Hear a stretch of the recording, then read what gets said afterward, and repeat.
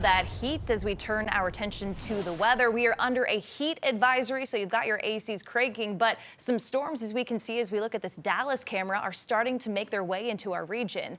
This is a live look again out of Gaston County, and you can see the black clouds moving in here. Meteorologist Elisa Rafa is tracking where we need to be looking out and what's happening over there. Elisa. Yeah, it's that one storm that continues to get stronger and stronger that we've been watching on radar.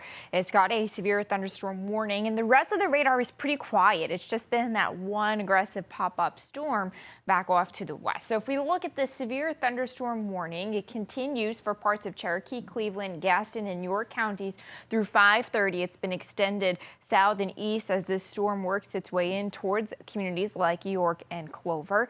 And this storm has had some pretty intense hail. There has been golf ball size hail observed. You can see that hail core now just there at the border, about to head towards Blacksburg, getting into upstate South Carolina. And again, near back just to the west there of Shelby and Cleveland County and Boiling Springs, there have been reports of golf ball size hail. So concerned about the hail core in this. Golf ball size hail can definitely do damage. So you'll want to make sure you seek shelter, get inside. And again, these storms are really being fired up by temperatures that have climbed into the low 90s today, with the humidity that lets that air rise and fuels the development of these tall thunderstorms that can be pretty intense.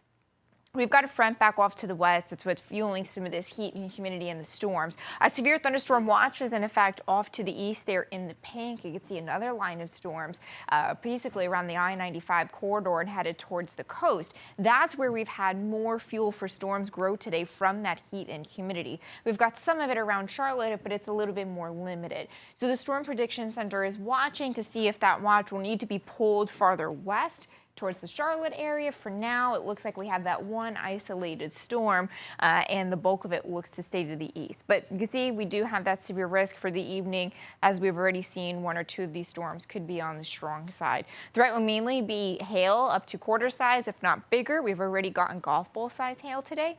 Some 60-mile-per-hour winds and some heavy rain and frequent lightning.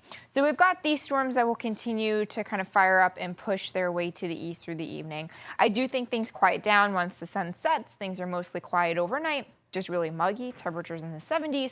And then a wash, rinse, repeat tomorrow. Temperatures in the low 90s, with a few of these isolated showers and storms popping up late in the afternoon and evening, because that front will still hang out nearby.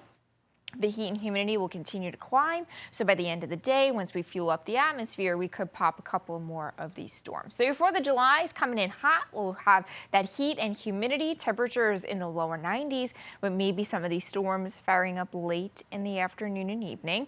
By the time we get to fireworks, I do think, again, a lot of these storms are going to be heat-driven. So once the sun sets, things should, you'll have those storms collapse.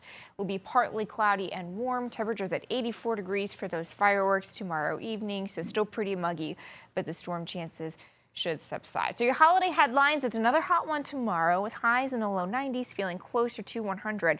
It's mostly dry in the afternoon, but a couple of these storms bubble up late again with some heavy rain, lightning, and maybe some damaging winds. So don't cancel your outdoor plans. Just have an escape plan. If you're headed to the lake, know where you got to dock and get inside. If you're having a barbecue, know, you're going to have to be ready to let everybody inside in case one of those storms pops up near you. The summery stretch continues through a lot of the week. We're going to keep these chances of the scattered showers and storms daily, just bubbling on the heat and humidity. You can see highs in the lower 90s through Saturday. Some seasonal heat. Average for this time of July is about 90 degrees.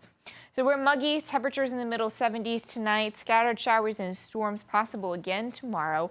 And then it's that summery stretch, the wash, rinse, repeat, summery and unsettled, hot and humid, highs in the lower 90s with that daily storm chance. Fueled by the heat, you'll have those storms mainly, again, late afternoon and evening.